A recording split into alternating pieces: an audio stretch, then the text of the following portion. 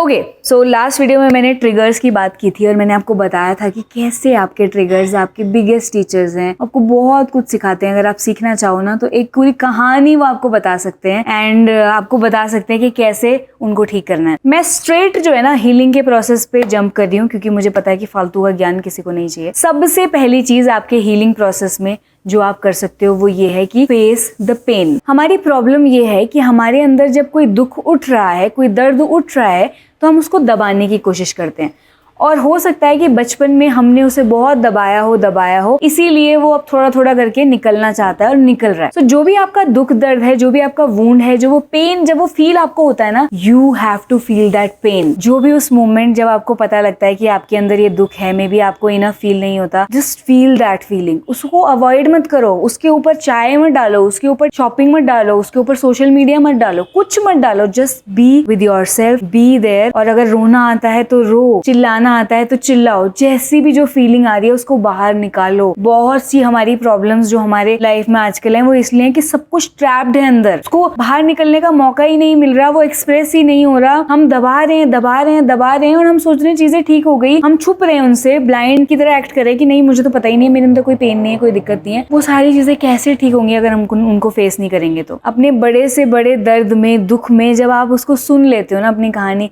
अपने साथ 5 मिनट बैठ जाते हो, वो उसको फुल्ली अपने अंदर जो भी फील हो रहा है उसको ले लेते हो ना, इतना रोना, इतना रिलीज, इतना आराम मिलेगा ना, आधी से ज्यादा प्रॉब्लम तो आपकी ऐसे ही सॉल्व हो जाएगी। So don't avoid anything, don't ignore it, just feel it, be there. खुद को बताओ कि मैं तेरे साथ यहाँ पर हूँ, फील कर, कोई दिक्कत नहीं है, इसमें कोई बुरी बात नहीं है, ये बहुत नेचुरल है और ये नेचुरली निकलना चाहिए। अब दूसरी चीज, मोमेंट टू मोमेंट जब जब आपको ट्रिगर होता है, आपको समझने पड़ेंगे ट्रिगर, उनको देखना पड़ेगा कि उनका रूट कॉज क्या है और उस रूट कॉज पे एवरी सिंगल टाइम काम करना पड़ेगा। अगर आपको लगता है कि आपका घाव ये है कि आप इनफ नहीं हो, आप बढ़िया नहीं हो, केपेबल नहीं हो, जो भी आपके बिलीव्स हैं आपको लगता है वो भरे पड़े हैं और उनका ही दुख आपके अंदर बैठा है, तो आपको खुद को मोमेंट टू मोमेंट बताना है कि ऐसा नहीं है, और अगर ऐसा है भी तो इसमें कोई बुरी बात नहीं है, कोई प्रॉब्लम की बात नहीं है, जस्ट रिलैक्स। मैं एक्चुअली आपको बताती हूँ कि मैं जनरली क्या करती हूँ। अगर मुझे एकदम से ट्रिगर आया, सपोज मैंने फॉर एग्जाम्पल अपनी एक फोटो देखी जो मुझे बिल्कुल अच्छी लगी, मैं बहुत मोटी लग रही हूँ उसमें, और मेरे को पता है कि मेरा यार ये ट्रिगर है कि मैं ना मोटी हूँ, मैं ऐसी हूँ वैसी हूँ और उसका दुख है मेरे अंदर। तो अगर मुझे 1% भी फीलिंग आई ना कि यार मुझे ऐसा फील हो रहा है, मैं कहती हूँ स्टॉप, यहीं रुक जाओ। अब या तो मैं डायरी लेके बैठूंगी या फिर मैं अपने साथ ही ऐसे लेके, अगर मेरे पास डायरी नहीं है तो मन में ही सोचने लग जाऊंगी। मैं खुद को बताऊंगी कि अगर तू थोड़ी सी मोटी है, थोड़ी सी चबी है, इट्स ओके, कोई दिक्कत नहीं है, इसमें कोई प्रॉब्लम नहीं है, तू हेल्दी है, तो कोई बीमारी नहीं है, तू रन करती है, तू ये करती है, वो करती है। अगर उन सबके साथ तेरी बॉडी थोड़ी सी ऐसी है, थोड़ी सी मोटी है, जो दुनिया में मे बी बहुत वाव कंसिडर नहीं की जाती, तो क्या फर्क पड़ता है? किस किस को दिखाना है, क्यों दिखाना है? I accept myself just the way I am, मुझे कोई दिक्कत नहीं है। तो ये जो है ना एक खुद पे काम करने का तरीका है। ऐसे ही एक बार नहीं, 2 बार नहीं, शायद कई सारी ऐसी सिचुएशंस आपके सामने आएंगी जिनमें आपको खुद से ऐसे बात करनी पड़ेगी, जैसे एक माँ अपने बच्चे से करती है, जैसे आप एक लव्ड वन से करते हो कि कोई दिक्कत नहीं है,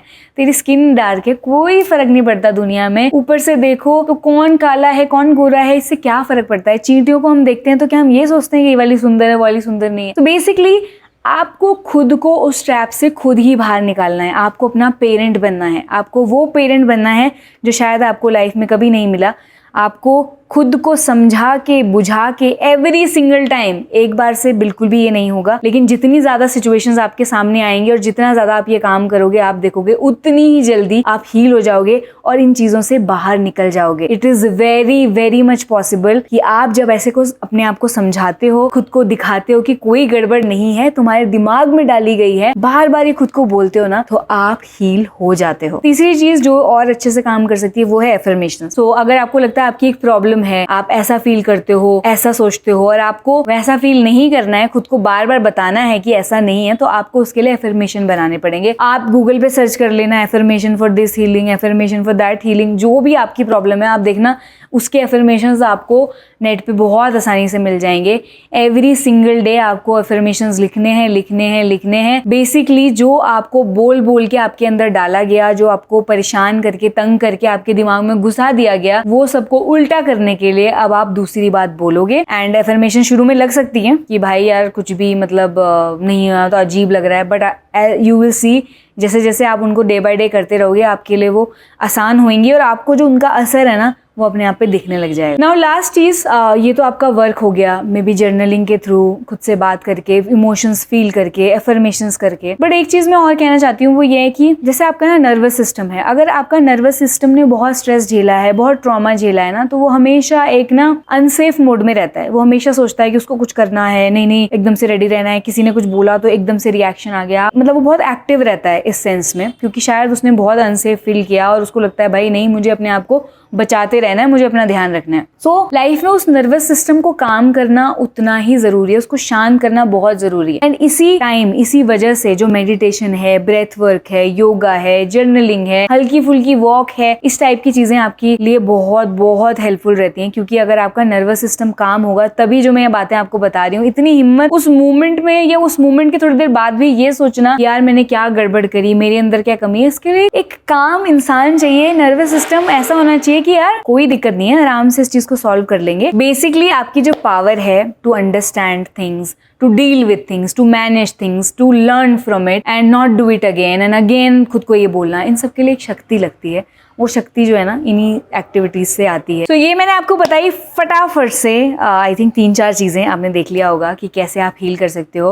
लास्ट में एक और बार बताना चाहती हूँ, don't avoid, face your pain, feel it, be with yourself. दूसरी चीज, अंडरस्टैंड करो क्या ट्रिगर है, क्यों है, कैसे हो रहा है। Become your parent. अगर जो अंदर गड़बड़े हैं उनको सुधारना है तो नहीं खुद को बोलो कि ऐसा नहीं है, वैसा नहीं है, गलत सोच रही है तू, तुझे ऐसा नहीं सोचना है। हर बार जब भी ट्रिगर होते हो अपने को बोलना है मैं तेरे साथ हूँ, कोई दिक्कत नहीं है, मैं समझ रही हूँ तेरे को ये प्रॉब्लम है, बट ये तुझे समझना होगा। तीसरी चीज, एफर्मेशंस। अगर आपको लगता है कि उस टाइम आप एकदम से नहीं कर पा रहे हो तो आप और समय, सुबह उठने के बाद, रात को सोने से पहले आप अपनी एफर्मेशन की लिस्ट बनाओ और उनको लिखते जाओ, लिखते जाओ, लिखते जाओ। यू विल सी चेंज, 1-2 महीने में आपको दिखने लगेगा। एंड लास्ट चीज, अपने नर्वस सिस्टम को, अपने आप को ओवरऑल इवॉल्व्ड, काम, ब्यूटीफुल, आराम में रखने के लिए ना आपको मेडिटेशन, ब्रेथ वर्क, योगा, ये सब में से कुछ ना कुछ एक आध एक्टिविटी करनी चाहिए अपनी लाइफ में, ताकि आप ये सब चीजें करने के लिए जो शक्ति चाहिए ना वो आपके अंदर आ जाए।